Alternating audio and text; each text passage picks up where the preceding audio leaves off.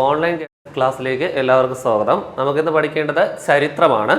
ചരിത്രത്തിൽ കേരള ചരിത്രം, കേരള ഹിസ്റ്ററിയാണ് നമുക്ക് നോക്കേണ്ടത്. കേരള ഹിസ്റ്ററിയിൽ നമുക്ക് രണ്ട് കാര്യങ്ങളെന്ന് ചർച്ച ചെയ്യാം. ഒന്ന് ഹോർത്തൂസ് മലബാറിക്കസ്, ഒന്നാമത്തെ ടോപ്പിക് ഹോർത്തൂസ് മലബാറിക്കസും അതുപോലെ തന്നെ കുളച്ചൽ യുദ്ധവുമാണ്. ഹോർത്തൂസ് മലബാറിക്കസും കുളച്ചൽ യുദ്ധവുമാണ് പ്രധാനമാണ്. ഡച്ചുകാരുമായി ബന്ധപ്പെട്ട് ഒട്ടനവധി മുൻകാല ചോദ്യങ്ങൾ വന്നിട്ടുള്ള രണ്ട് ടോപ്പിക്കാണ്. അത്യാവശ്യം നന്നായിട്ട് പഠിക്കേണ്ടതുമായിട്ടുള്ള ടോപ്പിക്കാണ്.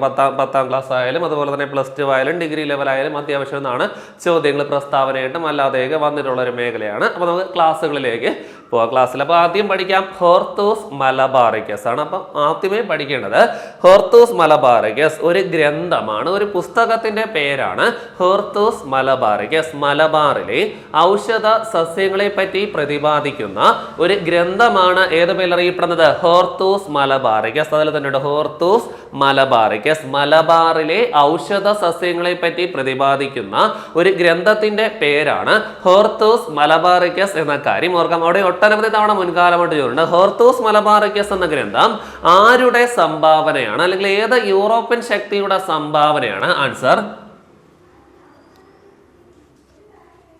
ഡച്ചുകാരുടെ സംഭാവന. ആരുടെ സംഭാവനയാണ്? ഡച്ചുകാരുടെ സംഭാവന. പഠിക്കണം. ഡച്ചുകാർ ഇന്ത്യയിൽ കച്ചവടത്തിനായി എത്തിച്ചേർന്ന രണ്ടാമത്തെ യൂറോപ്യൻ ശക്തി. ഇന്ത്യയിൽ കച്ചവടത്തിനായി എത്തിച്ചേർന്ന രണ്ടാമത്തെ യൂറോപ്യൻ ശക്തിയാണ് ആരാ? ഡച്ചുകാരാണ്. ഡച്ചുകാർ ഇന്ത്യയിൽ എത്തിച്ചേർന്നത് 1595 ആണ്. ഡച്ചുകാർ ഇന്ത്യയിൽ എത്തിയ വർഷം 1595. അതുപോലെ തന്നെ ഇന്ത്യയിൽ നിന്ന് ആദ്യം മടങ്ങിപ്പോയ യൂറോപ്യൻ ശക്തിയാർ, ഇന്ത്യയിൽ നിന്ന് ആദ്യം പിൻവാങ്ങി മടങ്ങിയ യൂറോപ്യൻ ശക്തിയാർ. ആൻസർ ആര് തന്നെയാണ്? ഡച്ചുകാർ തന്നെയാണ്. അപ്പം ഡച്ചുകാർ മടങ്ങിപ്പോയത് 1824. 2 വർഷം ഒന്ന് ഓർമ്മയിട്ട് വെച്ചേക്കെ. ക്ലിയർ? അപ്പൊ നമ്മൾ പഠിക്കുന്നത് ഹോർത്തൂസ് മലബാറിക്കസ്. ആദ്യമേ പഠിച്ചത് പുസ്തകമാണ്, ഒരു ഗ്രന്ഥത്തിന്റെ പേരാണ്. മലബാറിലെ ഔഷധ സസ്യങ്ങളെ പറ്റി പ്രതിപാദിക്കുന്ന ഒരു ഗ്രന്ഥമാണ് ഹോർത്തൂസ് മലബാറിക്കസ്. ഈ ഗ്രന്ഥം ഏത് യൂറോപ്യന്മാരുടെ സംഭാവന എന്ന് ചോദിച്ചാൽ ഡച്ചുകാരുടെ സംഭാവനയാണ്. പഠിച്ചു. ഇന്ത്യയിൽ കച്ചവടത്തിനായി രണ്ടാമത് എത്തിച്ചേർന്ന യൂറോപ്യൻ ശക്തിയാണ് ഡച്ചുകാരാണ്. ഡച്ചുകാർ എത്തിച്ചേർന്ന വർഷം 1595 ആണ്. അതുപോലെ തന്നെ ഇന്ത്യയിൽ നിന്ന് ആദ്യം മടങ്ങി, ഇത് ഒരുമിച്ച് ചോദിച്ചു. ഇന്ത്യയിൽ കച്ചവടത്തിനായി രണ്ടാമത് എത്തുകയും ഇന്ത്യയിൽ നിന്ന് ആദ്യമായി മടങ്ങിപ്പോയ യൂറോപ്യൻ ശക്തിയാർ. ആൻസർ ആര് തന്നെയാണ്? ഡച്ചുകാരാണ്. ഡച്ചുകാർ എത്തിയ വർഷം 1595. ഡച്ചുകാർ ഇന്ത്യയിൽ നിന്ന് മടങ്ങിയ വർഷം 1824 എന്ന കാര്യം കൂടി ഓർമ്മയിട്ട് വയ്ക്കാം. ക്ലിയർ ആവില്ലേ? അതുപോലെ തന്നെ ഓർമ്മയിട്ട് വയ്ക്കാം, ഡച്ചുകാര് ഇന്ത്യൻ സമൂഹത്തിൽ അറിയപ്പെട്ട പ്രാദേശിക പേര്, പ്രാദേശിക നാമം എന്താണ്? ആൻസർ ലെന്തക്കാർ ആണ്. അത് പ്രീവിയസ് ആയിട്ട് ചോദിച്ചിട്ടുണ്ട്, അടുത്ത കാലത്തൊക്കെ ചോദിച്ചിട്ടുണ്ട്. ഡച്ചുകാർ ഇന്ത്യയിൽ അറിയപ്പെടുന്ന പ്രാദേശിക പേര് എന്താണ്? ആൻസർ ലെന്തക്കാർ എന്ന കാര്യം കൂടി ഓർമ്മയിട്ട് വയ്ക്കാം. അതുപോലെ തന്നെ ഒരു കാര്യം കൂടി ഓർമ്മിക്കേണ്ടത്, ഡച്ചുകാര് അറിയപ്പെടുന്ന മറ്റൊരു പേര് എന്താണ്? ഡച്ചുകാര് അറിയപ്പെടുന്ന മറ്റൊരു പേര് നെതർലൻഡുകാർ. നെതർലൻഡുകാർ അറിയപ്പെടുന്ന മറ്റൊരു പേര് നെതർലൻഡുകാർ എന്ന കാര്യം. ഇപ്പം ഡച്ചുകാർ തന്നെ അറിയപ്പെടുന്ന മറ്റൊരു പേരാണ് നെതർലൻഡ്. നെതർലൻഡുകാർ. അവൻ പഠിച്ചേക്കണം. നെതർലൻഡിന്റെ തലസ്ഥാനം പ്രീവിയസ് ആണ്. നെതർലൻഡിന്റെ തലസ്ഥാനം ആംസ്റ്റർഡാം ആണ്. നെതർലൻഡിന്റെ തലസ്ഥാനം ആംസ്റ്റർഡാം എന്ന കാര്യം കൂടിയും പഠിച്ചേക്കണം. അപ്പം ഡച്ചുകാരുമായി ബന്ധപ്പെട്ട ഏറ്റവും പ്രധാനപ്പെട്ട കാര്യങ്ങൾ നമ്മൾ പഠിച്ചു. ഇന്ത്യയിൽ കച്ചവടത്തിനായി രണ്ടാമത് എത്തിച്ചേർന്ന വർഷം 1595. ഇന്ത്യയിൽ കച്ചവടത്തിന് എത്തിയതിനു ശേഷം ആദ്യം ഇന്ത്യയിൽ നിന്ന് പിൻവാങ്ങി മടങ്ങിപ്പോയതും ഡച്ചുകാരാണ്. ഡച്ചുകാർ ഇന്ത്യ വിട്ടു പോകുന്ന വർഷം 1824 ആണ്. അടുത്ത് പഠിച്ചത് ഇന്ത്യയിൽ ഡച്ചുകാർ അറിയപ്പെട്ട പ്രാദേശിക പേര് ലെന്തക്കാർ. അറിയപ്പെട്ട പ്രാദേശിക പേര് ലെന്തക്കാർ എന്ന് അറിയപ്പെട്ടു. ക്ലിയർ? ഇനി പഠിച്ചു ഡച്ചുകാർ അറിയപ്പെടുന്ന മറ്റൊരു പേരാണ് നെതർലൻഡുകാർ. അപ്പൊ നെതർലൻഡിന്റെ തലസ്ഥാനം ഏതാണ്? ഒട്ടനവധി തവണ മുൻകാലമായിട്ട് വന്നിട്ടുണ്ട്. നെതർലൻഡിന്റെ തലസ്ഥാനം ആംസ്റ്റർഡാം ആണ്. നെതർലൻഡ് തലസ്ഥാനം ആംസ്റ്റർഡാം എന്ന കാര്യം കൂടി ഓർക്കാം. ഇവർ കച്ചവടത്തിന് വേണ്ടി ഒരു കമ്പനി കൂടി സ്ഥാപിച്ചിട്ടുണ്ട്. അത് അറിയപ്പെടുന്ന പേരാണ് ഡച്ച് ഈസ്റ്റ് ഇന്ത്യ കമ്പനി. അറിയപ്പെടുന്ന പേരാണ് ഡച്ച് ഈസ്റ്റ് ഇന്ത്യ കമ്പനി. 1602 അപ്പം ഡച്ചുകാരുമായി ബന്ധപ്പെട്ട് അത്രയും പോയിന്റ് കൃത്യമായിട്ട് പഠിച്ചേക്കാം. തിരിച്ചു വരാം. പഠിച്ചത് ഹോർത്തൂസ് മലബാറിക്കസ്. മലബാറിലെ ഔഷധ സസ്യങ്ങളെ പറ്റി പ്രതിപാദിക്കുന്ന ഒരു ഗ്രന്ഥത്തിന്റെ പേരാണ് ഹോർത്തൂസ് മലബാറിക്കസ്. ഏത് യൂറോപ്യന്മാരുടെ സംഭാവന എന്ന് ചോദിച്ചാൽ ഡച്ചുകാരുടെ സംഭാവന. ആരുടെ സംഭാവന? ഡച്ചുകാരുടെ സംഭാവന എന്ന കാര്യം കൂടി ഓർമ്മയിട്ട് വെക്കും. ഇനി ഓർക്കാം, ഹോർത്തൂസ് മലബാറിക്കസ് എന്ന ഗ്രന്ഥം രചിച്ച വ്യക്തിയുടെ പേരെന്ത്? അഡ്മിറൽ വാൻ റീഡ് ചോദിച്ചിട്ടുണ്ട്. Admiral van read. അപ്പം കൃത്യമായിട്ട് ആ പേര് പഠിച്ചു വെക്കാം. ഈ ഗ്രന്ഥം തയ്യാറാക്കിയ വ്യക്തി, നിങ്ങൾ ചിട്ടപ്പെടുത്തിയ വ്യക്തിയുടെ പേരെന്ത്? അഡ്മിറൽ വാൻ റീഡ് എന്ന കാര്യം ഓർമ്മയിട്ട് വെക്കാം. ഇനി ഓർക്കാം, ഈ ഗ്രന്ഥം തയ്യാറാക്കിയത് ഏതു ഭാഷയിലാണ്? അപ്പൊ ഭാഷ ഒന്ന് ഓർമ്മയിട്ട് വയ്ക്കാം. ലാറ്റിൻ ഭാഷ. ഇത് തയ്യാറാക്കിയ ഭാഷ ഏതാണ്? ലാറ്റിൻ ഭാഷ. ഹോർത്തൂസ് മലബാറിക്കസ് എന്ന ഗ്രന്ഥം തയ്യാറാക്കിയ ഭാഷ ഏത്? പഠിച്ചേക്കണം. ഏതാണ്? ലാറ്റിൻ ഭാഷ എന്ന കാര്യം കൂടി ഓർമ്മയിട്ട് അവിടെയും നമുക്ക് കണക്ട് ചെയ്ത് വയ്ക്കാം. ഏതാണ്? റിട്ട് എന്നത് ഏതു ഭാഷയിലെ പദപ്രയോഗമാണ്? ലാറ്റിൻ ഭാഷ. റിട്ട് എന്നത് ഏതു ഭാഷയിലെ പദപ്രയോഗമാണ്? ആൻസർ ഏതാണ്? ലാറ്റിൻ ഭാഷ. ഹോർത്തൂസ് മലബാറിക്കസ് എന്നാണ് ഏതു ഭാഷയിലാണ് തയ്യാറാക്കിയത്? അതും ഏത് ഭാഷ തന്നെയാണ്? ലാറ്റിൻ ഭാഷയാണ്. ക്ലിയർ ആവോ? ക്ലിയർ. അപ്പൊ ആ രണ്ട് കാര്യങ്ങളും പ്രീവിയസ് ഉള്ളതുകൊണ്ട് കൃത്യമായിട്ട് ഓർമ്മയിട്ട് വയ്ക്കാം. ഇപ്പോൾ ഹോർത്തൂസ് മലബാറിക്കസ് ഡച്ചുകാരുടെ സംഭാവന. ഈ ഗ്രന്ഥം തയ്യാറാക്കിയ വ്യക്തിയുടെ പേര് അഡ്മിറൽ വാൻ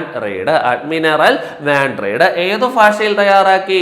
ലാറ്റിൻ ഭാഷയിലാണ് ഈ ഗ്രന്ഥം തയ്യാറാക്കിയത്. ഇനി ഓർക്കാം, ഈ ഗ്രന്ഥം പ്രസിദ്ധീകരിച്ച കാലഘട്ടം ഒന്ന് ഓർമ്മയിട്ട് വയ്ക്കാം. 1678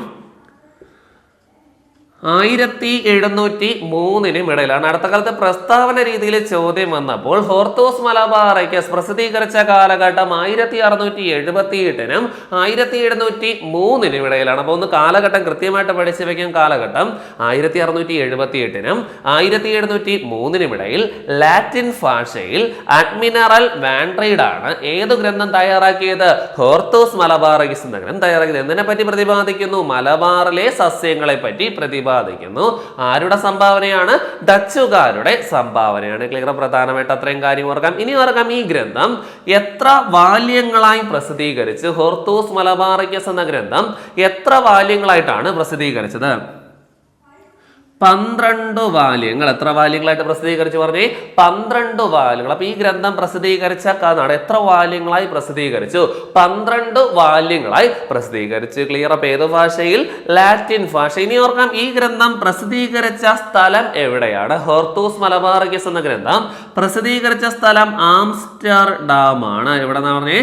നമ്മൾ കുറച്ച് ചേർത്ത് പഠിച്ചു. ആംസ്റ്റർഡാം നെതർലൻഡിന്റെ തലസ്ഥാനം. ക്യാപിറ്റൽ ആണ് ഏതാ പറഞ്ഞേ? ആംസ്റ്റർഡാം. അപ്പൊ ഓർക്കാം, ഡച്ചുകാരുടെ ഏറ്റവും വലിയ സംഭാവനയായ ഹോർത്തൂസ് മലബാറിക്കസ് എന്ന ഗ്രന്ഥം എവിടെ തന്നെയാണ് പ്രസിദ്ധീകരിച്ചത്? ആംസ്റ്റർഡാമിൽ നിന്ന്. എത്ര വാല്യങ്ങളായി? 12 വാല്യങ്ങളായി. ഏതു കാലയളവിൽ? 1678 1703 ഇടയിൽ. ഏതു ഭാഷയിൽ? ലാറ്റിൻ ഭാഷയിൽ. ആര് തയ്യാറാക്കി? Admiral van read. ഏത് രാജ്യക്കാരൻ? ഡച്ചുകാരൻ എന്ന കാര്യം കൂടി ഓർമ്മയിട്ട് വച്ചേക്കണം. ക്ലിയർ. പ്രധാനമാണ്. കൃത്യമായിട്ട് ഓർമ്മ. ഹോർത്തൂസ് മലബാറിക്കസ് എന്ന ഗ്രന്ഥം പ്രസിദ്ധീകരിച്ച സ്ഥലം എവിടെയാണ്? ആൻസർ ആംസ്റ്റർഡാം എന്ന കാര്യം ഓർക്കാം. എത്ര വാല്യങ്ങളായി? 12 വാല്യങ്ങളായി എന്ന കാര്യം ഓർമ്മയിട്ട് വെക്കും. ഇനി ഓർക്കാം, ഈ ഗ്രന്ഥം അറിയപ്പെടുന്ന ഹോർത്തൂസ് മലബാറിക്കസ് എന്ന ഗ്രന്ഥം അറിയപ്പെടുന്ന മറ്റൊരു പേരെന്താണ്? കേരള രാമം. അറിയപ്പെടുന്ന മറ്റൊരു പേര് ഹോർത്തൂസ് മലബാറിക്കസ് അറിയപ്പെടുന്ന മറ്റൊരു പേരെന്താണ്? ആൻസർ കേരള രാമം എന്ന കാര്യം കൂടി ഓർമ്മയിട്ട് വെക്കാം. ക്ലിയർ. അപ്പോൾ ഈ ഗ്രന്ഥം അറിയപ്പെടുന്ന മറ്റൊരു പേരെന്താണ്? കേരള രാമം എന്ന കാര്യം കൂടി ഓർമ്മയിട്ട് വെക്കാം. ക്ലിയർ. ഇനി ഓർക്കാം, ഈ ഗ്രന്ഥത്തിൽ ഹോർത്തൂസ് മലബാറിക്കസ് എന്ന ഗ്രന്ഥത്തിൽ പ്രതിപാദിക്കുന്ന ആദ്യ വൃക്ഷം ഏത്? ഒട്ടനവധി തവണ LGS-നൊക്കെ എപ്പോഴും പ്രീവിയസ് ആയിട്ട് വരുന്ന ചോദ്യമാണ്. അപ്പോൾ ഓർക്കാം, ഹോർത്തൂസ് മലബാറിക്കസ് എന്ന ഗ്രന്ഥത്തിൽ പ്രതിപാദിക്കുന്ന ആദ്യ വൃക്ഷം തെങ്ങ്. ആദ്യ വൃക്ഷം ഏത് എന്ന് ചോദിച്ചാൽ തെങ്ങാണ്. ഈ ഗ്രന്ഥത്തിൽ പ്രതിപാദിക്കുന്ന അവസാനത്തെ വൃക്ഷം ഏത്? ആൽമരം എന്ന കാര്യം കൂടെ. അപ്പൊ ആദ്യത്തെയും അവസാനത്തെയും വൃക്ഷങ്ങൾ തിരിയാതെ ഒന്ന് ഓർമ്മയിട്ട് വയ്ക്കാം. ഹോർത്തൂസ് മലബാറിക്കസ് എന്ന ഗ്രന്ഥത്തിൽ പരാമർശിക്കുന്ന ആദ്യത്തെ വൃക്ഷം തെങ്ങെങ്കിൽ ഹോർത്തൂസ് മലബാറിക്കസ് എന്ന ഗ്രന്ഥത്തിൽ പരാമർശിക്കുന്ന അവസാനത്തെ വൃക്ഷത്തിന്റെ പേരാണ് ആൽമരം എന്ന കാര്യം കൂടി ഓർമ്മയിട്ട് വയ്ക്കാം. മലയാള ലിപി ആദ്യമായി അച്ചടിച്ചു വന്ന ഗ്രന്ഥം ഏത്? അതും പ്രീവിയസ് ആണ്, കൃത്യമായിട്ട് പഠിച്ചു വയ്ക്കാം. മലയാള ലിപി ആദ്യമായി അച്ചടിച്ചു വന്ന ഗ്രന്ഥം ഏത്? ആൻസർ ഹോർത്തൂസ് മലബാറിക്കസ് ആണ്. മലയാള ലിപി ആദ്യമായി അച്ചടിച്ചു വന്ന ഗ്രന്ഥത്തിന്റെ പേര് ഹോർത്തൂസ് മലബാറിക്കസ്. മലയാളത്തിൽ അച്ചടിച്ചു വന്ന ആദ്യ വാക്ക് തെങ്ങാണ്. മലയാളത്തിൽ അച്ചടിച്ചു വന്ന ആദ്യ വാക്ക് ഏതാണ്? തെങ്ങ് എന്ന് പഠിച്ചേക്കണം. ക്ലിയർ ആവാം. തെങ്ങ് ആദ്യം മലയാള ലിപി അച്ചടിച്ച് വന്നത് കൊണ്ട് ഇതിന് കിട്ടിയ വിശേഷണമാണ്. ഈ ഗ്രന്ഥം അറിയപ്പെട്ട പേരാണ് ഏതാ? കേരള രാമം. ഏത് പേരിൽ അറിയപ്പെട്ടു? കേരള രാമം എന്ന പേരിലൊക്കെ അറിയപ്പെട്ടു എന്ന കാര്യം കൂടി ഓർമ്മയിട്ട് വയ്ക്കാൻ. ക്ലിയർ ആവും. ഇനി ഓർക്കാം, ഈ ഗ്രന്ഥം മലയാളം ആദ്യമായി അച്ചടിച്ച് വന്നത് കൊണ്ട് ഈ ഗ്രന്ഥം ഒരു വ്യക്തി മലയാളത്തിലേക്ക് തർജിമ ചെയ്തിട്ടുണ്ട്. ഒരു വ്യക്തി എന്ത് ചെയ്തിട്ടുണ്ട്? മലയാളത്തിലേക്ക് തർജിമ ചെയ്തിട്ടുണ്ട്. ആ വ്യക്തിയുടെ പേരെന്ത്? KS മണിലാൽ.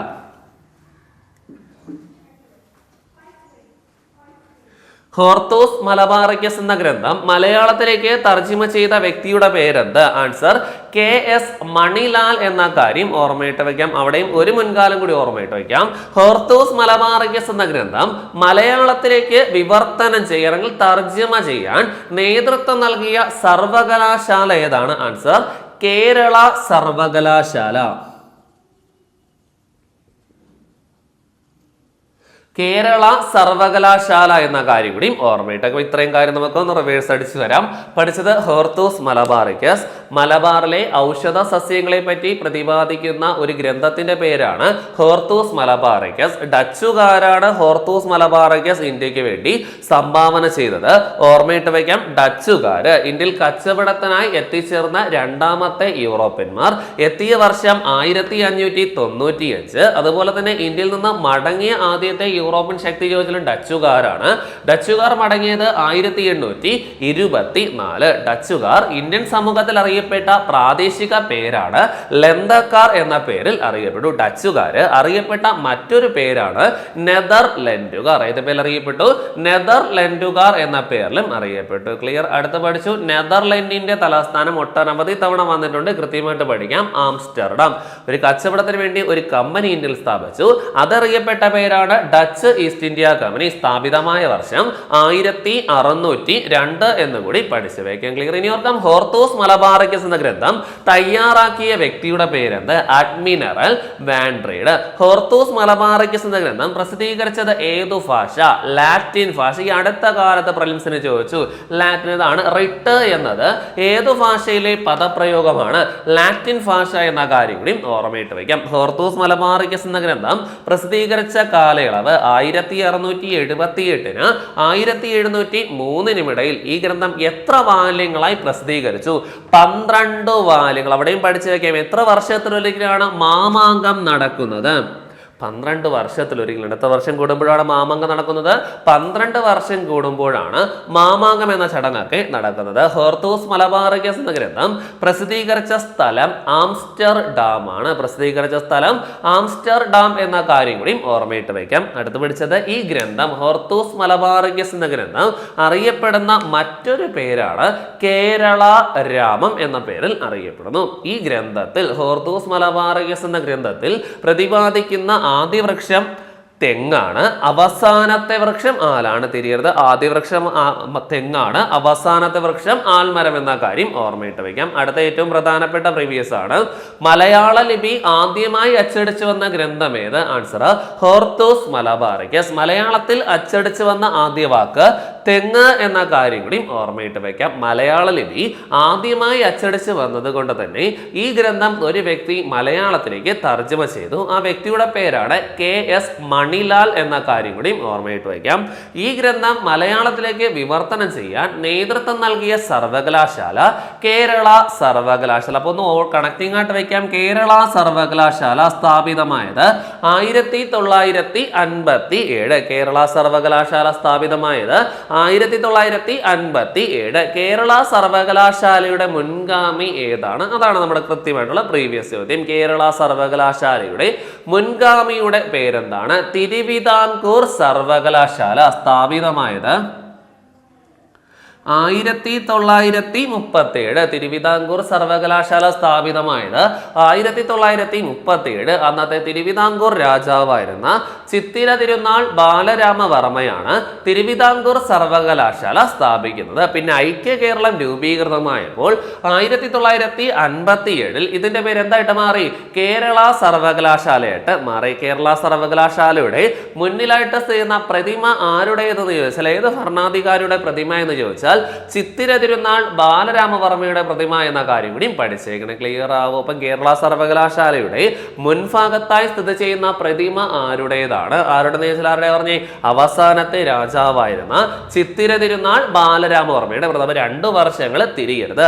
തിരുവിതാംകൂർ സർവകലാശാല 1937, ഒരു 20 കൂട്ടുമ്പോൾ 1957 അതിന്റെ പേര് എന്തായിട്ട് മാറി?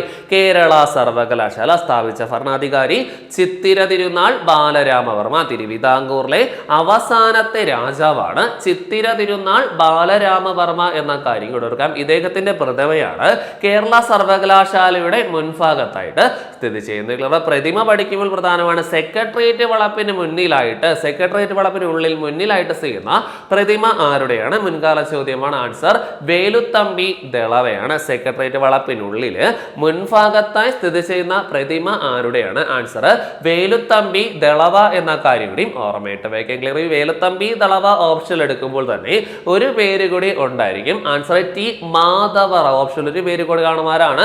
ടി മാധവ റാവു ആണ്. സെക്രട്ടേറിയറ്റ് വളപ്പിന് പുറത്തായിട്ട് മുൻഭാഗത്തായി സ്ഥിതി ചെയ്യുന്നത് ടി മാധവ റാവു. അപ്പൊ സെക്രട്ടേറിയറ്റ് വളപ്പിനുള്ളിലായിട്ട് വേലുത്തമ്പിയുടെ പ്രതിമയെങ്കിൽ സെക്രട്ടേറിയറ്റ് വളപ്പിന് പുറത്തായിട്ട് ടി മാധവ റാവു. പ്രതിമ പഠിക്കുമ്പോൾ 3 ചോദ്യങ്ങൾ മുൻകാലമായിട്ടുണ്ട്, കൃത്യമായിട്ട് പഠിച്ചു വെക്കാം. കേരള സർവകലാശാലയുടെ മുന്നിലായിട്ട് സ്ഥിതി ചെയ്യുന്ന പ്രതിമ ചിത്തിര തിരുനാൾ ബാലരാമവർമ്മയുടെ പ്രതിമ.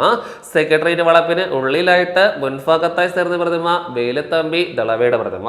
സെക്രട്ടേറിയറ്റ് വളപ്പിന് പുറത്തായി മുൻഭാഗത്തായി ചേർന്ന പ്രതിമ ടി മാധവ റാവു. അവരുടെ പ്രതിമയാണ് ടി മാധവ റാവു എന്ന കാര്യം കൂടി ഓർമ്മയിട്ട് വെച്ചേക്കാം. ക്ലിയർ ആവും.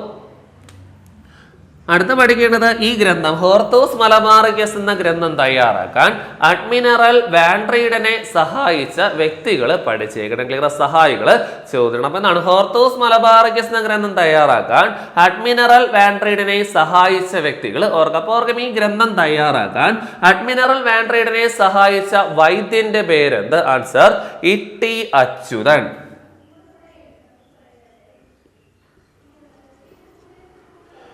വൈദ്യൻ ഒട്ടനവധി തവണ മുൻകാലമായിട്ട് വന്നിട്ടുണ്ട്. പേര് ഇ.ടി. അച്യുതൻ. ഹോർത്തൂസ് മലബാറിക്കസ് എന്ന ഗ്രന്ഥം തയ്യാറാക്കാൻ സഹായിച്ച വൈദ്യന്റെ പേരെന്ത്? ആൻസർ ഇ.ടി. അച്യുതനാണ്. ഈ ഇ.ടി. അച്യുതന്റെ പേരിൽ ഒരു സ്മാരകം അറിയപ്പെടുന്നു. ആ സ്മാരകത്തിന്റെ പേരാണ് കുരിയാള. സ്മാരകത്തിന്റെ പേരാണ് കുരിയാള സ്മാരകം. ഈ കുരിയാള സ്മാരകം സ്ഥിതി ചെയ്യുന്ന സ്ഥലം കടക്കരപ്പള്ളി.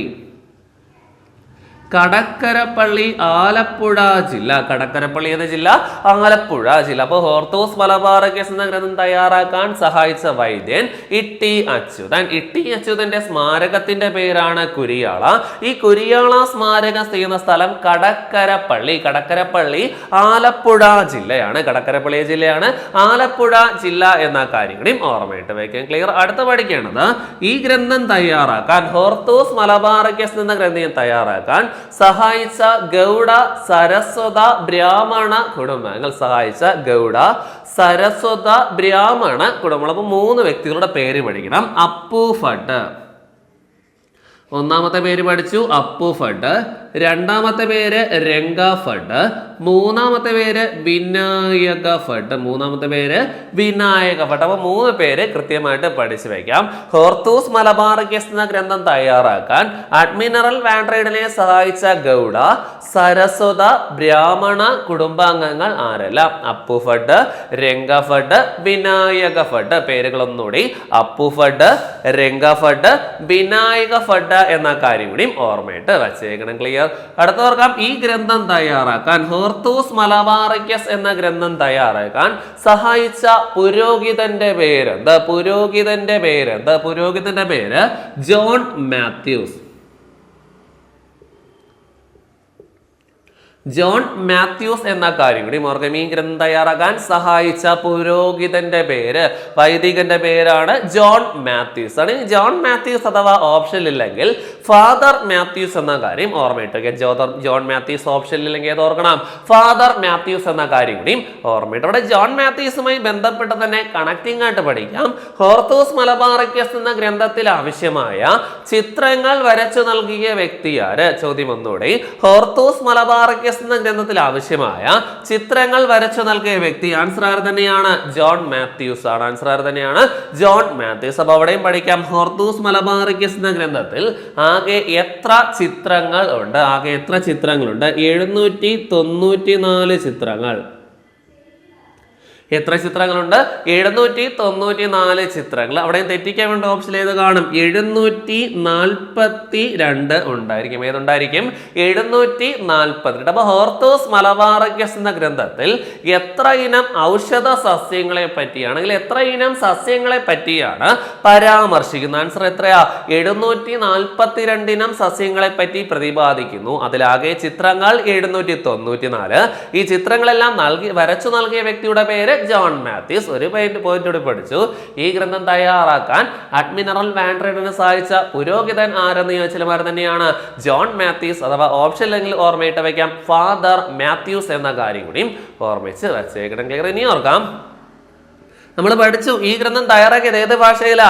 ലാറ്റിൻ ഭാഷ. അപ്പൊ ഈ ഗ്രന്ഥം എന്നാണ് നമ്മൾ ലാറ്റിനിലോട്ടാക്കാൻ പരിഭാഷയെ സഹായിച്ച ഒരു വ്യക്തി. അപ്പൊ ഹോർത്തൂസ് മലബാറിക്കസ് എന്ന ഗ്രന്ഥത്തിന്റെ പരിഭാഷയെ സഹായിച്ച വ്യക്തി ആരാണ്? ആൻസർ ഇമ്മാനുവൽ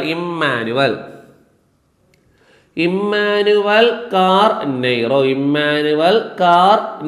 എന്ന കാര്യം ഓർമ്മയുടെ. അപ്പൊ ഈ ഗ്രന്ഥത്തിന്റെ പരിഭാഷയെ സഹായിച്ച വ്യക്തിയുടെ പേര് ഇമ്മാനുവൽ കാർ നെയ്റോ എന്ന കാര്യം. അപ്പൊ 2 പാർട്ടായിട്ട് പഠിക്കും. നമ്മൾ ആദ്യത്തെ പാർട്ട് അതെന്താണ് ഗ്രന്ഥം എന്ന് പഠിച്ചേക്കാം. രണ്ടാമത്തെ പാർട്ട് ഈ ഗ്രന്ഥം തയ്യാറാക്കാൻ സഹായിച്ച വ്യക്തികളും പഠിച്ചേക്കും. ക്ലിയർ? അപ്പൊ ഈ ഗ്രന്ഥവുമായി ബന്ധപ്പെട്ട് പഠിച്ച വ്യക്തികളുടെ പേര് ഒന്നുകൂടി പഠിക്കും. ഇത്രയും കാര്യങ്ങളാണ് ഹോർത്തൂസ് മലബാറിക്കസിൽ പഠിക്കേണ്ടതായിട്ടുള്ളത്. അപ്പൊ അതിൽ സഹായിച്ച വ്യക്തികളുടെ പേര് ഒന്ന് കൃത്യമായിട്ട് പഠിച്ചു വെക്കാം. ഈ ഗ്രന്ഥം തയ്യാറാക്കിയ വ്യക്തി അഡ്മിറൽ വാൻഡ്രീഡ് ആണ്. ഈ ഗ്രന്ഥം മലയാളത്തിലേക്ക് തർജ്ജിമ ചെയ്ത വ്യക്തി KS മണിലാൽ ആണ്. ഈ ഗ്രന്ഥം ഹോർത്തൂസ് മലബാറിക്കസിന്റെ രചനയെ സഹായിച്ച വൈദ്യന്റെ പേരാണ് ET അച്യുതനാണ്. അതുപോലെ തന്നെ ഈ ഗ്രന്ഥം തയ്യാറാക്കാൻ സഹായിച്ച ഗൗഡ സരസ്വത ബ്രാഹ്മണ കുടുംബാംഗങ്ങളുടെ പേരാണ് അപ്പു ഭട്ട്, രംഗ ഭട്ട്, വിനായക ഭട്ടാണ്. അടുത്ത് പഠിച്ചത് ഈ ഗ്രന്ഥത്തിന്റെ രചനയെ സഹായിച്ച പുരോഹിതന്റെ പേര് ജോൺ മാത്യൂസ് ആണ്. ജോൺ മാത്യൂസ് ഓപ്ഷൻ ഇല്ലെങ്കിൽ ഫാദർ മാത്യൂസ് എന്ന കാര്യം കൂടിയും ഓർമ്മയിട്ട് വയ്ക്കാം. ഈ ഗ്രന്ഥത്തിൽ ഹോർത്തൂസ് മലബാറിക്കസ് എന്ന ഗ്രന്ഥത്തിൽ ആവശ്യമായ ചിത്രങ്ങൾ വരച്ചു നൽകിയ വ്യക്തിയുടെ പേരുമാർ തന്നെയാണ് ജോൺ മാത്യൂസ്. ഈ ഗ്രന്ഥം പരിഭാഷയെ സഹായിച്ച വ്യക്തിയുടെ പേര് ഇമ്മാനുവൽ കാർ നെയ്റോ എന്ന കാര്യം ഓർമ്മയിട്ട് വയ്ക്കാം. ഇത്രയും കാര്യങ്ങൾ ഇതുമായി ബന്ധപ്പെട്ട് പഠിച്ചേക്കണം. ഒട്ടനവധി പ്രീവിയസ് ആയിട്ടുള്ള ചോദ്യങ്ങൾ വന്നിട്ടുണ്ട്. അതിൽ തന്നെ അടുത്ത് പഠിക്കേണ്ടത് കുളച്ചൽ യുദ്ധമാണ്. വളരെയധികം ചരിത്ര പ്രാധാന്യമുള്ള ഒരു പോരാട്ടമാണ് കുളച്ചൽ യുദ്ധം. കൃത്യമായിട്ട് പഠിച്ചേക്കണം. കുളച്ചൽ യുദ്ധം വർഷം ഒട്ടനവധി തവണ മുൻകാലമായിട്ട് വന്നിട്ടുണ്ട്. കുളച്ചൽ യുദ്ധം നടന്ന വർഷം 1741. അവിടെ ഡേറ്റ് കൂടി അങ്ങ് പഠിച്ചേക്കാം. ഓഗസ്റ്റ് 10 കുളച്ചൽ യുദ്ധം നടന്ന വർഷം, മാസം, ഡേറ്റ് കൃത്യമായിട്ട് പഠിക്കാം. 1741 ഓഗസ്റ്റ് 10. അപ്പൊ ഇങ്ങനെ തന്നെ പഠിച്ചു വെക്കാം. കുളച്ചൽ ദിനമായിട്ട് ആചരിക്കുന്നു ഓഗസ്റ്റ് 10. അപ്പം കുളച്ചൽ യുദ്ധം നടന്ന വർഷം 1741 ഓഗസ്റ്റ് 10. കുളച്ചൽ ദിനം എന്നാണ് ഓഗസ്റ്റ് 10 എന്ന കാര്യം ഓർമ്മയിട്ട് വെക്കാം. ഒരു യൂറോപ്യൻ ശക്തി ഇന്ത്യയിൽ ആദ്യമായി യുദ്ധത്തിൽ പരാജയപ്പെടാൻ കാരണമായ പോരാട്ടം ഏത് പേരിൽ അറിയപ്പെടുന്നു? കുളച്ചൽ യുദ്ധം. ഒരു യൂറോപ്യൻ ശക്തി ഇന്ത്യയിൽ ആദ്യമായി യുദ്ധത്തിൽ പരാജയപ്പെടാൻ കാരണമായ പോരാട്ടത്തിന്റെ പേരാണ് കുളച്ചൽ യുദ്ധം എന്ന പേരിൽ അറിയപ്പെടുന്നത്. വർഷം 1741 ഓഗസ്റ്റ് 10 കുളച്ചൽ ദിനമായിട്ട് ആചരിക്കുന്നത്. ഓഗസ്റ്റ് 10. ക്ലിയർ? ഇനി ഓർക്കാം, ഈ യുദ്ധ സമയത്ത് കുളച്ചൽ തുറമുഖം ഏത് നാട്ടുരാജ്യത്തിന്റെ ഭാഗമായിരുന്നു? തിരുവിതാംകൂറിന്റെ ഭാഗം പറഞ്ഞു. യുദ്ധസമയത്ത് കുളച്ചൽ തുറമുഖം ഏത് നാട്ടുരാജ്യത്തിന്റെ ഭാഗമായിരുന്നു? തിരുവിതാംകൂർ. അവർ നമ്മൾ പഠിച്ചേക്കണം, തിരുവിതാംകൂർ രാജ്യം സ്ഥാപിതമായത് 1729. ഒട്ടനവധി തവണ വന്നിട്ടുള്ള മറ്റൊരു പ്രീവിയസ് ആണ്. തിരുവിതാംകൂർ രാജവംശം സ്ഥാപിതമായ വർഷം 1729. സ്ഥാപിച്ചത് അനിഴം തിരുനാൾ മാർത്താണ്ഡ വർമ്മ എന്ന കാര്യം കൂടി ഓർമ്മയുടെ. രണ്ടും പ്രീവിയസ് ആണ്. തിരുവിതാംകൂർ രാജവംശം സ്ഥാപിതമായ വർഷം 1729. തിരുവിതാംകൂർ രാജവംശത്തിന്റെ മാർത്താണ്ഡവർമ്മ എന്ന് പഠിക്കല്. തിരുവിതാംകൂറുമായി ബന്ധപ്പെട്ട് 2 മാർത്താണ്ഡവർമ്മ പഠിക്കേണ്ടതായിട്ട് ഉണ്ട്. ക്ലിയർ? അപ്പം കൃത്യമായിട്ട് ഭരണാധികാരിയുടെ പേര് തന്നെ പഠിച്ചേക്കാം. അനിഴം തിരുനാൾ മാർത്താണ്ഡ വർമ്മ എന്ന കാര്യം കൂടി ഓർമ്മയുടെ. ഒരു യൂറോപ്യൻ ശക്തി ഇന്ത്യയിൽ ആദ്യമായി യുദ്ധത്തിൽ പരാജയപ്പെടാൻ കാരണമായ പോരാട്ടം അറിയപ്പെടുന്ന പേരാണ് കുളച്ചൽ യുദ്ധം. വർഷം 1741 ഓഗസ്റ്റ് 10. കുളച്ചൽ ദിനമാണെങ്കിൽ ഓഗസ്റ്റ് 10. കുളച്ചൽ യുദ്ധസമയത്ത് കുളച്ചൽ തുറമുഖം ഏതു നാട്ടുരാജ്യത്തിന്റെ ഭാഗമായിരുന്നു? തിരുവിതാംകൂറിന്റെ ഭാഗമായിരുന്നു. ഇനി ഓർക്കാം, കുളച്ചൽ തുറമുഖം സ്ഥിതി ചെയ്യുന്ന ജില്ല ഏതാണ്? കന്യാകുമാരി. കുളച്ചൽ തുറമുഖം സ്ഥിതി ചെയ്യുന്ന ജില്ലയാണെങ്കിൽ കന്യാകുമാരി ജില്ല തമിഴ്നാടാണ്. നിലവിൽ തമിഴ്നാട്. ആദ്യകാലത്ത് തിരുവിതാംകൂറിന്റെ ഭാഗമായിരുന്നു. പിന്നീട് 1956 ഐക്യ കേരളം രൂപീകൃതമായപ്പോൾ ഈ പ്രദേശങ്ങളെല്ലാം തമിഴ്നാടിന് വിട്ടു നൽകേണ്ടതായിട്ട് വന്നു എന്ന കാര്യം കൂടി ഓർക്കാം. അപ്പം കുളച്ചൽ തുറമുഖം സ്ഥിതി ചെയ്യുന്ന ജില്ല കന്യാകുമാരി ജില്ല. കന്യാകുമാരി ജില്ല തമിഴ്നാട് എന്ന കാര്യം കൂടി ഓർമ്മയിട്ട്. ഇനി ഓർക്കാം, കുളച്ചൽ യുദ്ധത്തിൽ ഏർപ്പെട്ട ശക്തികൾ ആരെല്ലാം? ആരൊക്കെ തമ്മിലായിരുന്നു കുളച്ചൽ യുദ്ധം? നമ്മൾ പഠിച്ചു, തിരുവിതാംകൂറാണ്. ഒരു സൈഡിൽ ആരായിരുന്നു പറഞ്ഞേ? തിരുവിതാംകൂറും. മറ്റേ സൈഡിൽ ഒരു യൂറോപ്പിനാണ്, അത് ഡച്ചുകാരായിരുന്നു. ആരായിരുന്നു പറഞ്ഞേ?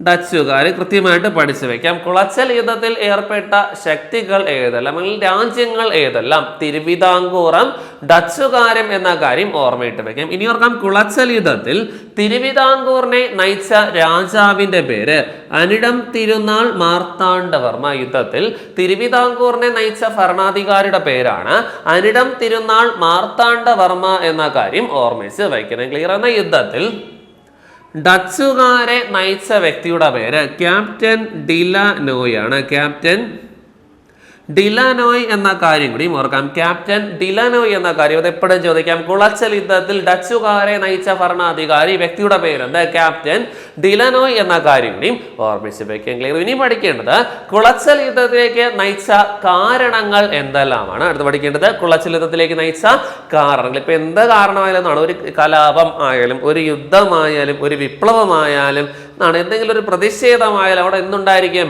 ഒരു കാരണമുണ്ടായിരിക്കും. നിലവിലത്തെ സ്ഥിതി, ചിന്താഗതി ഇഷ്ടപ്പെടാത്ത ഒരു വിഭാഗക്കാരാണ് ഒരു സമരത്തിനായാലും ഒരു വിപ്ലവത്തിനായാലും ഒക്കെ എന്നാണ് ഒരു യുദ്ധത്തിനൊക്കെ ഒരുങ്ങുന്നത്. ക്ലിയർ? അപ്പം പഠിക്കണം, നമ്മുടെ കുളച്ചൽ യുദ്ധത്തിലേക്ക് നയിച്ച കാരണം നമ്മൾ അവിടെ ആദ്യം തുടക്കത്തിലേ പറഞ്ഞു. 1729 അനിഴം തിരുനാൾ മാർത്താണ്ഡവർമ്മ തിരുവിതാംകൂർ രാജവംശം സ്ഥാപിതമായത്. താൻ സ്ഥാപിച്ച തിരുവിതാംകൂറിനെ ഏറ്റവും മികവുറ്റതാക്കുക, ഏറ്റവും ശക്തമാക്കുക, ബലവുറ്റതാക്കുക എന്ന ഒരൊറ്റ ലക്ഷ്യം മാത്രമേ ആർക്കുണ്ടായിരുന്നുള്ളൂ? മാർത്താണ്ഡവർമ്മയ്ക്ക് ഉണ്ടായിരുന്നുള്ളൂ. അതിന്റെ ഭാഗമായിട്ട് തിരുവിതാംകൂറുമായി ബന്ധപ്പെട്ട് കിടന്ന തൊട്ടയൽ രാജ്യങ്ങളെല്ലാം, ചെറു പ്രദേശങ്ങളെല്ലാം മാർത്താണ്ഡവർമ്മ ആക്രമിക്കുകയും തന്റെ രാജ്യമായ തിരുവിതാംകൂറിനോട് കൂട്ടിച്ചേർക്കുകയും ചെയ്തു. അപ്പൊ അവിടെ പഠിക്കേണ്ടത്, തിരുവിതാംകൂർ നാട്ടുരാജ്യം ഏറ്റവും കൂടുതൽ വിസ്തൃതമായത് ആരുടെ ഭരണകാലത്താണ്? തിരുവിതാംകൂർ നാട്ടുരാജ്യം ഏറ്റവും കൂടുതൽ വിസ്തൃതമായത് ആരുടെ ഭരണകാലത്താണ്? ആൻസർ അനിഴം തിരുനാൾ മാർത്താണ്ഡവർമ്മയുടെ ഭരണകാലത്ത് എന്ന കാര്യം കൂടി ഓർമ്മയിട്ടും. ഒരു മുൻകാലം കൂടി ഓർക്കാം.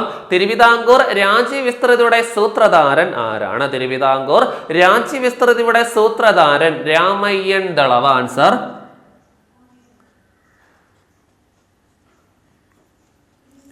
രാമയ്യൻ ദളവ എന്ന കാര്യം കൂടി ഓർക്കാൻ. ക്ലിയർ? അനിഴം തിരുനാൾ മാർത്താണ്ഡവർമ്മയുടെ പ്രശസ്തനായ മന്ത്രി ആരായിരുന്നു ആരാ പറഞ്ഞേ? രാമയ്യൻ ദളവ എന്ന കാര്യം കൂടി ഓർക്കാം. തിരുവിതാംകൂർ മുഖ്യമന്ത്രിമാർ അറിയപ്പെടുന്ന പേരാണ് ദിവാൻ അല്ലെങ്കിൽ ദളവ. തിരുവിതാംകൂർ മുഖ്യമന്ത്രിമാർ അറിയപ്പെടുന്ന പേരാണ് ദിവാൻ അല്ലെങ്കിൽ ദളവ എന്ന കാര്യം ഓർമ്മയിടണം. തിരുവിതാംകൂർ രാജ്യം ഏറ്റവും കൂടുതൽ വിസ്തൃതമായത് ആരുടെ ഭരണകാലത്ത്? മാർത്താണ്ഡവർമ്മയുടെ കാലത്ത്. തിരുവിതാംകൂർ രാജ്യവിസ്തൃതിയുടെ സൂത്രധാരൻ എന്നറിയപ്പെടുന്ന വ്യക്തിയുടെ പേര് രാമയ്യൻ ദളവ. പേര് രാമയ്യൻ ദളവ എന്ന കാര്യം കൂടി ഓർമ്മയിട്ട് വച്ചേക്കണം. ക്ലിയർ ആവോ? ക്ലിയർ? രാമയ്യൻ ദളവ മാർത്താണ്ഡവർമ്മയുടെ പ്രശസ്തനായ മന്ത്രി ആരായിരുന്നു? ആരാ പറഞ്ഞേ? രാമയ്യൻ ദളവ എന്ന കാര്യം ഓർക്കാം. തിരുവിതാംകൂറിലെ മുഖ്യമന്ത്രിമാർ അറിയപ്പെടുന്ന പേരാണ് ദിവാൻ അല്ലെങ്കിൽ ദളവ എന്ന കാര്യം. ദിവാൻ അല്ലെങ്കിൽ ദളവ എന്ന കാര്യം കൂടി ഒന്ന് പഠിച്ചേക്കണം. ക്ലിയറോ? അതുപോലെ തന്നെ തിരുവിതാംകൂർ ഭരിച്ച ഏറ്റവും പ്രഗത്ഭൻ, ഏറ്റവും ശക്തനായ രാജാവാര്? തിരുവിതാംകൂർ ഭരിച്ച ഏറ്റവും ശക്തനായ രാജാവാര്? ആൻസർ ആര് തന്നെയാണ്? അനിഴം തിരുനാൾ മാർത്താണ്ഡവർമ്മയാണ്. എന്നാൽ ഏറ്റവും ശക്തനുണ്ടെങ്കിൽ അവിടെ ഒരു ദുർബലനും ഉണ്ടായിരുന്നു. അത് അവിട്ടമാണ്. അവിട്ടം തിരുനാൾ മാർത്താണ്ഡവർമ്മ. അവിട്ടം തിരുനാൾ എന്ന കാര്യം, അവിട്ടം തിരുനാൾ ബാലരാമവർമ്മ എന്ന കാര്യം കൂടിയും ഓർമ്മ. തിരുവിതാംകൂർ ഭരിച്ച ഏറ്റവും ശക്തനായ ഭരണാധികാരി അനിഴം തിരുനാൾ മാർത്താണ്ഡവർമ്മയെങ്കിൽ തിരുവിതാംകൂർ ഭരിച്ച ഏറ്റവും ദുർബലനും അശക്തനുമായ രാജാവ്? ആൻസർ അവിട്ടം തിരുനാൾ ബാലരാമവർമ്മ. അവിട്ടം തിരുനാൾ ബാലരാമവർമ്മ. ഇദ്ദേഹത്തിന്റെ പേരിൽ അറിയപ്പെടുന്ന ഹോസ്പിറ്റലാണ് SAT. ശ്രീ അവിട്ടം തിരുനാൾ ആശുപത്രി. ശ്രീ അവിട്ടം തിരുനാൾ ഹോസ്പിറ്റൽ SAT എന്ന കാര്യമായിട്ട് ഓർമ്മയിട്ട് വച്ചേക്കണം. ക്ലിയർ ആവൂല? അപ്പോൾ ഓർക്കാം. കുളച്ചിലുതം ഏതെല്ലാം രാജ്യങ്ങളായിരുന്നു, ഏതെല്ലാം ശക്തികൾ തമ്മിലായിരുന്നു? തിരുവിതാംകൂറും ഡച്ചുകാരും തമ്മിലായിരുന്നു. യുദ്ധത്തിൽ തിരുവിതാംകൂറിനെ നയിച്ച രാജാവ് അനിഴം തിരുനാൾ മാർത്താണ്ഡവർമ്മ. യുദ്ധത്തിൽ ഡച്ചുകാരെ നയിച്ചത് ക്യാപ്റ്റൻ ഡിലനോയ് എന്ന കാര്യം കൂടി ഓർമ്മയിട്ട് വെക്കാം. ക്ലിയർ? ഇനി ഓർക്കാം. എന്തെല്ലാം കാരണത്തിലൂടെയാണ് കുളച്ചൽ യുദ്ധം നടന്നത്? ഒന്നാമത്തെ കാരണം മാർത്താണ്ഡവർമ്മ ഇളയെടുത്ത സ്വരൂപത്തെയും കായംകുളത്തെയും ആക്രമിച്ചപ്പോൾ അതിൽ ഡച്ചുകാരുടെ ഇടപെടൽ കുളച്ചൽ യുദ്ധത്തിന് കാരണമായി. ക്ലിയർ? നമ്മൾ ആദ്യം പഠിച്ചു രാജ്യവിസ്തൃതി ആരുടെ കാലത്തായത്?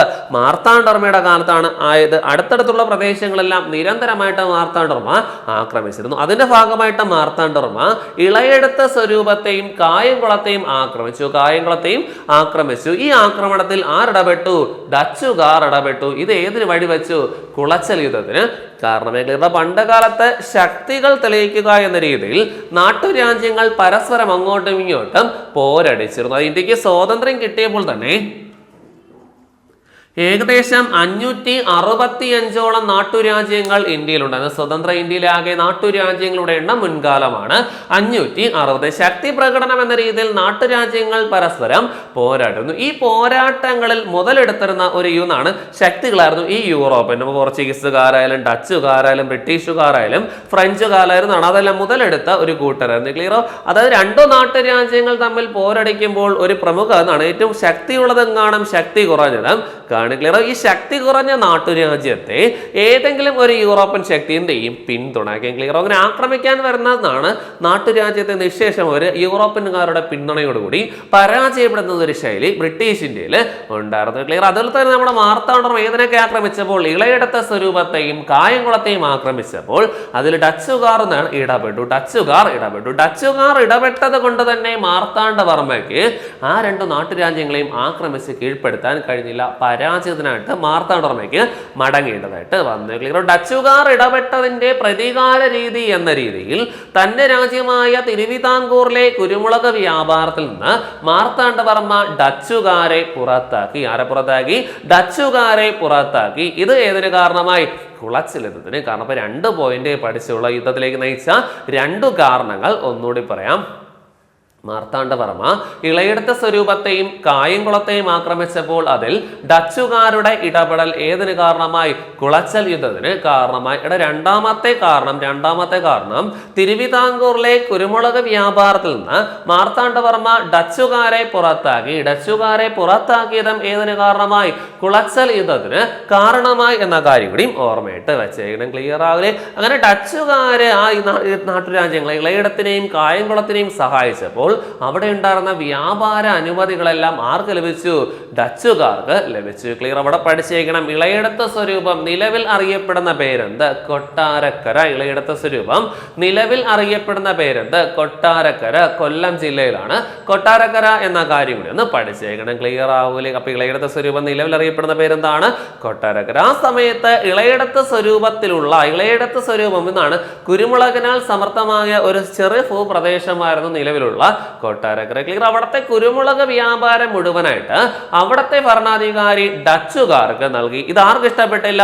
മാർത്താണ്ഡവർമ്മയ്ക്ക് ഇഷ്ടപ്പെട്ടില്ല. മാർത്താണ്ഡവർമ്മ രണ്ടും കൽപ്പിച്ച് 1741 ഏതിനെ മാത്രം ആക്രമിച്ചു? ഇളയെടുത്ത സ്വരൂപത്തെ ആക്രമിക്കുന്നു. വർഷമേതാ? 1741. ക്ലിയറോ? മാർത്താണ്ഡവർമ്മയുടെ ഇളയെടുത്ത സ്വരൂപ ആക്രമണം പിന്തിരിപ്പിച്ചു വിടുക എന്ന ലക്ഷ്യത്തോടു കൂടി സിലോൺ, എവിടെന്നാ പറഞ്ഞേ? സിലോൺ. നമ്മുടെ ശ്രീലങ്ക പണ്ട് അറിയപ്പെട്ട പേരാണ് ഏതാ? സിലോൺ. ഇന്ത്യയുടെ കണ്ണുനീർത്തുള്ളി എന്നൊക്കെ അറിയപ്പെടുന്ന ഒരു രാജ്യമാണ് ഏതാ? ശ്രീലങ്ക. ഭൂപടം പേര് താഴെറ്റത്തുണ്ട്. അപ്പൊ ശ്രീലങ്കയുടെ പഴയ അല്ലെങ്കിൽ പ്രാചീന കാല പേരേത്? സിലോൺ എന്ന കാര്യം ഓർമ്മ. അപ്പൊ എവിടെ നിന്നുള്ള സൈന്യമാണ് കുളച്ചൽ യുദ്ധത്തിൽ അണിനിരന്നത്? ആൻസർ സിലോൺ എന്ന കാര്യം ഓർമ്മയിട്ട് വയ്ക്കാൻ. ക്ലിയർ? അപ്പൊ എന്താണ് കുളച്ചൽ യുദ്ധം?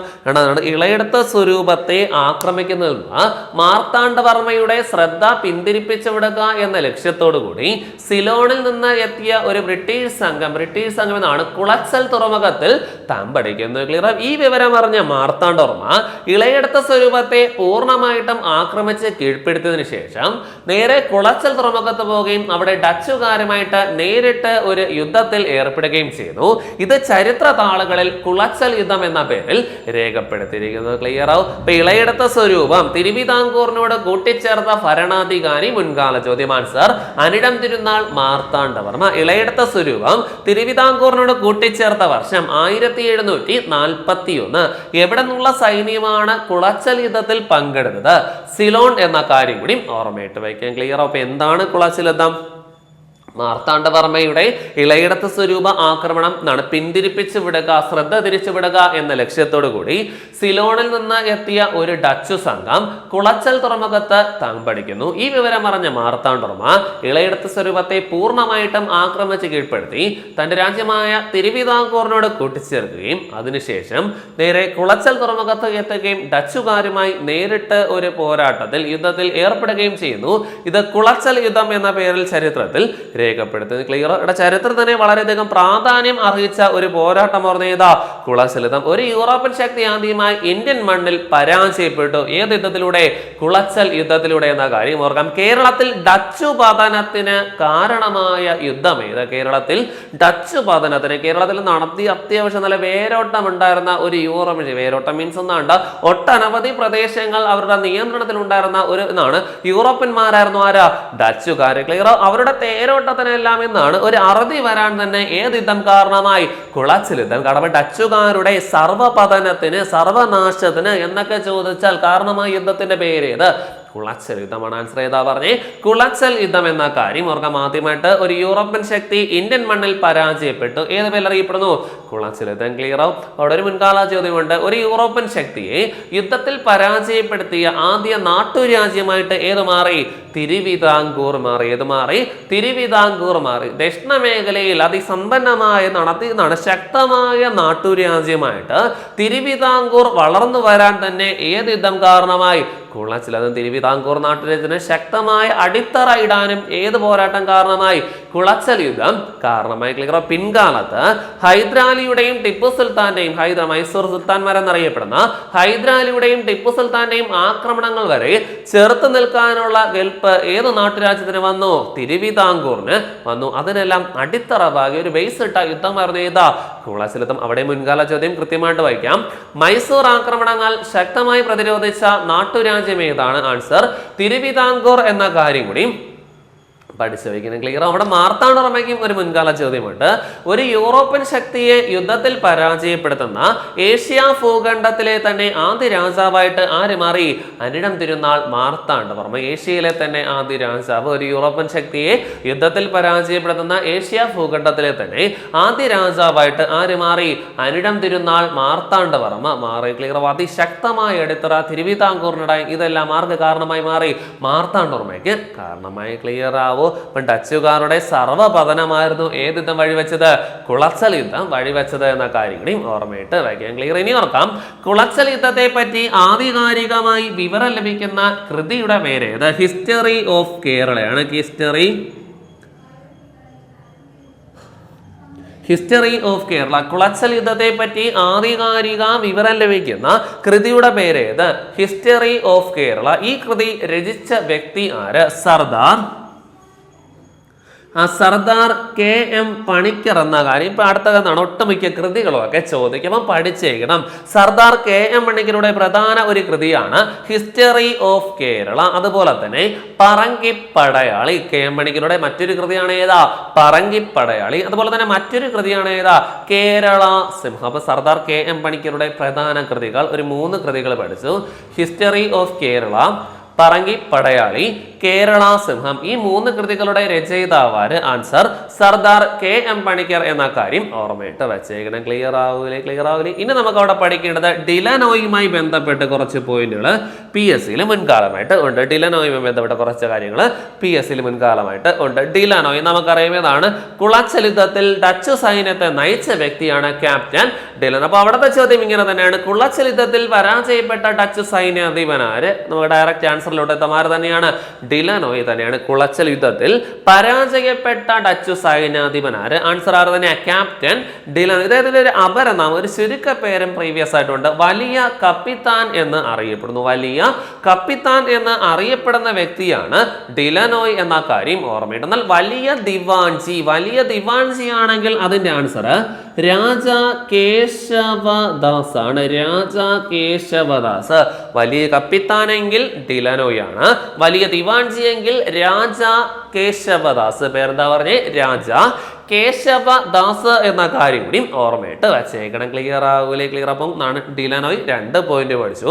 കുളച്ചൽ യുദ്ധത്തിൽ പരാജയപ്പെട്ട ഡച്ച് സൈന്യാധിപൻ വലിയ കപ്പിത്താൻ എന്ന് അറിയപ്പെടുന്നു. ക്ലിയർ? ഈ കുളച്ചൽ യുദ്ധത്തിൽ അധികമായിട്ടും ആര് വധിക്കാൻ നിന്നില്ല? മാർത്താണ്ഡവർമ്മ വധിക്കാനായിട്ട് കൊല്ലാനായിട്ട് നിന്നില്ല. ക്ലിയർ? അതും ഒരു യുദ്ധതന്ത്രമായിരുന്നു. കൂടുതൽ പേരെയും ഡച്ചുകാരെയും യൂറോപ്യന്മാരെയും ജീവനോടെ പിടികൂടി എങ്ങോട്ട് കൊണ്ടുവന്നു? അടിമകളായിട്ട് തന്റെ രാജ്യമായ തിരുവിതാംകൂറിനെ കൊണ്ടുവന്നു. അതും ഒരു യുദ്ധതന്ത്രമായിരുന്നു. തന്റെ രാജ്യത്തിന് ആവശ്യമായ യൂറോപ്യൻ യുദ്ധരീതികൾ ഈ അടിമകളെ കൊണ്ട് പരിശീലിപ്പിക്കുക ഒരു ബുദ്ധി കൂടി ആരും പ്രകടിപ്പിച്ചു? കുളച്ചൽ യുദ്ധത്തിൽ മാർത്താണ്ഡവർമ്മ കാണിച്ചപ്പോൾ ഇവിടുത്തെ ചോദ്യം എന്താണ്? കുളച്ചൽ യുദ്ധത്തിലെ പരാജയത്തെ തുടർന്ന് അടിമയായി തിരുവിതാംകൂറിലെത്തിയ വ്യക്തിയുടെ പേരെന്ത്? ആൻസർ ഡിലനോയ് ആണ്. ക്ലിയർ? കുളച്ചൽ യുദ്ധത്തിലെ പരാജയത്തെ തുടർന്ന് അടിമയായി തിരുവിതാംകൂറിലെത്തിയ വ്യക്തിയുടെ പേരെന്ത്? ആൻസർ ഡിലനോയ് എന്ന കാര്യം ഓർമ്മയിട്ട് വെച്ചേക്കണം. ക്ലിയർ? ഇനി പറയാൻ തിരുവിതാംകൂറിൽ യൂറോപ്യൻ യുദ്ധരീതികൾ പരിശീലിപ്പിച്ച വ്യക്തിയാര്? തിരുവിതാംകൂറിൽ യൂറോപ്യൻ യുദ്ധരീതികൾ പരിശീലിപ്പിച്ച വ്യക്തിയാര്? ആൻസർ ആർ തന്നെയാണ് ഡിലനോയ് എന്ന കാര്യം ഓർമ്മ. ആൻസർ ആർ തന്നെയാണ് ഡിലനോയ് എന്ന കാര്യം ഓർപ്പിച്ച് വെച്ചേക്കണം. ക്ലിയർ ആവൂലേ? ഇനി ഓർക്കാം, തിരുവിതാംകൂറിന്റെ സർവ്വസൈന്യാധിപനായി മാറിയ യൂറോപ്പിനാര്? തിരുവിതാംകൂറിന്റെ സർവ്വസൈന്യാധിപൻ. സൈന്യത്തിന്റെ മുഴുവൻ തലവനാണ് സർവ്വസൈന്യാധിപൻ എന്നറിയപ്പെടും. തിരുവിതാംകൂറിന്റെ സർവ്വസൈന്യാധിപനായി മാറിയ യൂറോപ്യൻ ആരെന്ന് ചോദിച്ചാൽ തന്നെയാണ് ഡിലനോയ് തന്നെയാണ്. ക്ലിയർ ആവില്ലേ? കായംകുളം പിടിച്ചെടുക്കാൻ മാർത്താണ്ഡവർമ്മയെ സഹായിച്ച യൂറോപ്യനാര്? കായംകുളം പിടിച്ചെടുക്കാൻ മാർത്താണ്ഡവർമ്മയെ സഹായിച്ച യൂറോപ്യനാര്? ആൻസർ ആർ തന്നെയാണ് ഡിലനോയ് തന്നെയാണ്. ഈ കായംകുളം പിടിച്ചെടുക്കാൻ വേണ്ടി മാർത്താണ്ഡവർമ്മ നടത്തിയ പോരാട്ടം അറിയപ്പെടുന്ന പേരാണ് പുറക്കാട് യുദ്ധം. യുദ്ധത്തിന്റെ പേരാണ് പുറക്കാട് യുദ്ധം. 1746 പുറക്കാട് യുദ്ധം നടക്കുന്നത്. ക്ലിയർ. അപ്പം കായംകുളം പിടിച്ചെടുക്കാൻ നമ്മുടെ മാർത്താണ്ഡവർമ്മ നടത്തിയ പോരാട്ടത്തിന്റെ പേര് ഏത്? പുറക്കാട് യുദ്ധം. ഏത് വർഷത്തിൽ? 1746. അപ്പം പഠിച്ചു ചോദിക്കാം, ഇങ്ങനെ ചിലപ്പോൾ ചോദിക്കും. ഏതാണ് പുറക്കാട് യുദ്ധം? ഏതെല്ലാം രാജ്യങ്ങൾ തമ്മിലായിരുന്നു? തിരുവിതാംകൂറും കായംകുളവും. ആരൊക്കെ തമ്മിലായിരുന്നു? തിരുവിതാംകൂറും കായംകുളവും. പുറക്കാട് യുദ്ധത്തിൽ തിരുവിതാംകൂറിനെ നയിച്ച തിരുവിതാംകൂറിന്റെ സൈന്യത്തെ നയിച്ച വ്യക്തികൾ ഒരു പേര് നമ്മൾ പഠിച്ചു. ആരാ? ക്യാപ്റ്റൻ ഡിലനോയാണ്. മാർത്താണ്ഡവർമ്മയുടെ മറ്റൊരു സൈന്യം നയിച്ചത് കാർത്തിക തിരുനാളാണ്. പേര് കാർത്തിക തിരുനാൾ രാമവർമ്മയാണ്. പേര് കാർത്തിക തിരുനാൾ രാമവർമ്മയും ഡിലനോയുമാണ് നമ്മുടെ തിരുവിതാംകൂർ അല്ലെങ്കിൽ മാർത്താണ്ഡവർമ്മയുടെ സൈന്യത്തെ നയിച്ചത്. ക്ലിയറോ? എന്നാൽ പുറക്കാട് യുദ്ധത്തിൽ കായംകുളം രാജാവിന്റെ സൈന്യത്തെ നയിച്ച വ്യക്തിയുടെ പേര് എരുവയിൽ. പേര് പഠിക്കാം. എരുവയിൽ അച്യുത വാര്യർ ആണ്. എരുവയിൽ അച്യുത വാര്യർ. എരുവയിൽ അച്യുത വാര്യർ എന്ന കാര്യം കൂടി വന്ന് ഓർമ്മയിട്ട് വയ്ക്കാം. ക്ലിയർ? നമ്മൾ പഠിച്ച പുറക്കാട് യുദ്ധം ഞാൻ ഒന്നുകൂടി പറയാം. പുറക്കാട് യുദ്ധം പ്രധാനമാണ്. പുറക്കാട് യുദ്ധം നടന്ന വർഷം 1746. പുറക്കാട് യുദ്ധം ഏതെല്ലാം രാജ്യങ്ങൾ തമ്മിലായിരുന്നു? തിരുവിതാംകൂറും കായംകുളവും തമ്മിലായിരുന്നു.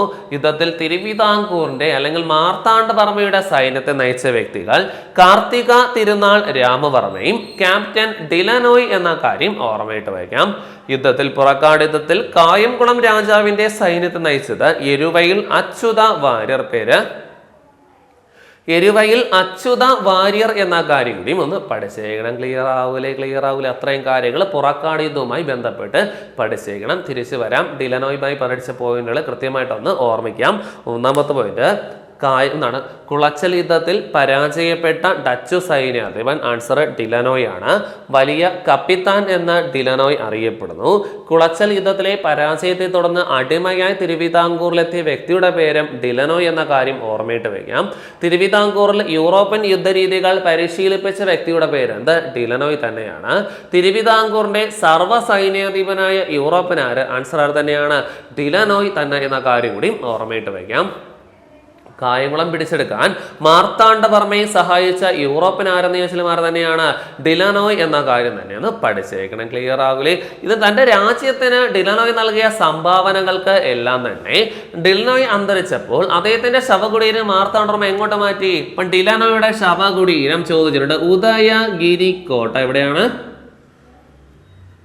ഉദയഗിരിക്കോട്ട തക്കലയാണ്. ഉദയഗിരിക്കോട്ട തക്കല തമിഴ്നാട് എന്ന കാര്യം കൂടിയും ഓർമ്മയിട്ട് വയ്ക്കാം. ഡിലനോയുടെ ശവകുടീരം സ്ഥിതി ചെയ്യുന്ന സ്ഥലം എവിടെ? ഉദയഗിരിക്കോട്ട. ഉദയഗിരിക്കോട്ട ഏത് ജില്ല? തക്കലയാണ്. തക്കല എവിടെയാണ്? തക്കല തമിഴ്നാട് എന്ന കാര്യം കൂടി ഒന്ന് ഓർമ്മയിട്ട് വയ്ക്കാം. അവിടെ തെറ്റിക്കാൻ വേണ്ടി ചോദ്യം ഇങ്ങനെയുണ്ട്. ഉദയഗിരിക്കോട്ട നിർമ്മിച്ച ഭരണാധികാരിയുടെ പേര് വീര രവിവർമ്മ. പേര് വീര രവിവർമ്മ. അത് വേണാട് ഭരണാധികാരി ആയിരുന്നു. എവിടുത്തെ ഭരണാധികാരിയാണ്?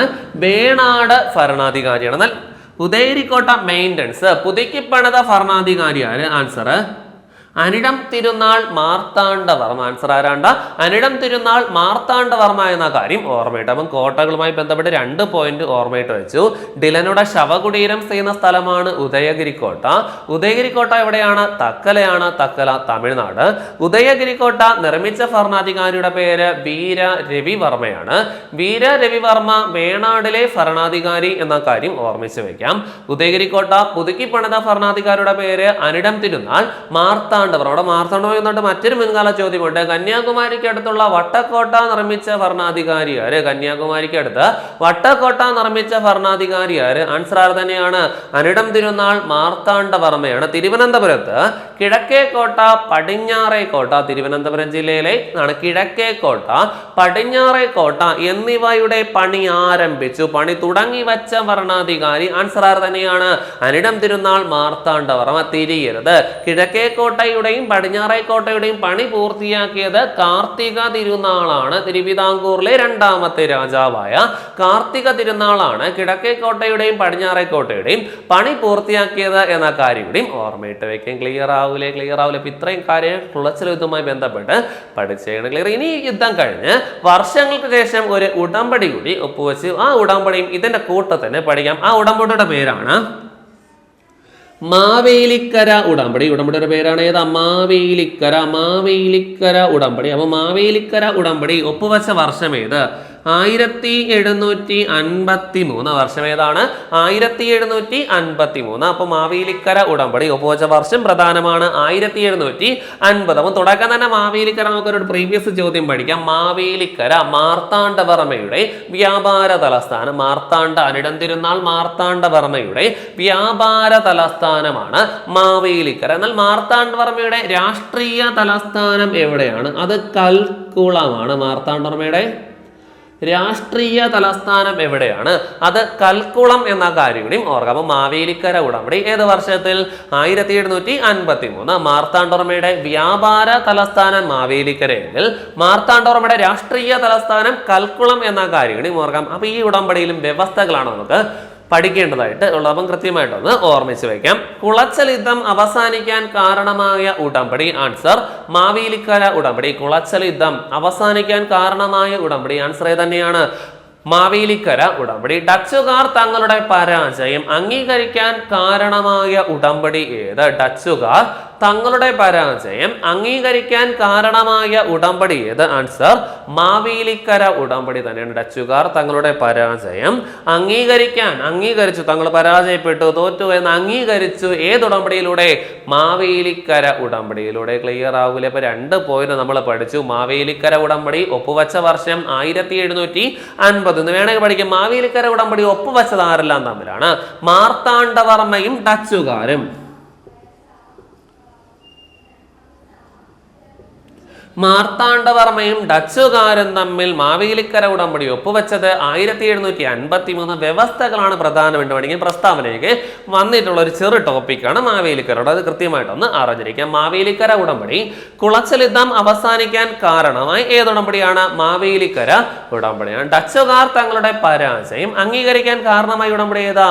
മാവേലിക്കര ഉടമ്പടി എന്ന കാര്യം കൂടിയും ഓർമ്മയിട്ട് ക്ലിയർ. ഇനി ഓർക്കാം, തിരുവിതാംകൂറിന്റെ ആഭ്യന്തര കാര്യങ്ങളിൽ ഡച്ചുകാർ ഇടപെടാൻ പാടില്ല. തിരുവിതാംകൂറിന്റെ ആഭ്യന്തര കാര്യങ്ങളിൽ ഡച്ചുകാർ ഇടപെടാൻ പാടില്ല എന്ന വ്യവസ്ഥ ചെയ്ത ഉടമ്പടി ഏത്? ആൻസർ മാവേലിക്കര ഉടമ്പടിയാണ്. നമുക്കറിയാം തിരുവിതാംകൂറിലെ ആഭ്യന്തര കച്ചവട വ്യാപാരമായിരുന്ന കുരുമുളക് വ്യാപാരത്തിൽ നിന്ന് മാർത്താണ്ഡവർമ്മ ഡച്ചുകാരെ പുറത്താക്കിയതാണ് ഏതിന് വഴിവെച്ചത്? കുളച്ചൽ യുദ്ധത്തിന് കാരണമായത്. അതുകൊണ്ട് തന്നെ മാർത്താണ്ഡവർമ്മ കൃത്യമായിട്ട് ഒരു വ്യവസ്ഥ വെച്ചു. തിരുവിതാംകൂറിലെ ആഭ്യന്തര കാര്യങ്ങളിൽ ആരിടപെടാൻ പാടില്ല? ഡച്ചുകാരെ ഇടപെടാൻ പാടില്ല എന്ന വ്യവസ്ഥ ചെയ്ത ഉടമ്പടിയുടെ പേരേത്? മാവേലിക്കര ഉടമ്പടിയാണ്. പഠിച്ചേക്കണം. ക്ലിയർ ആവില്ല?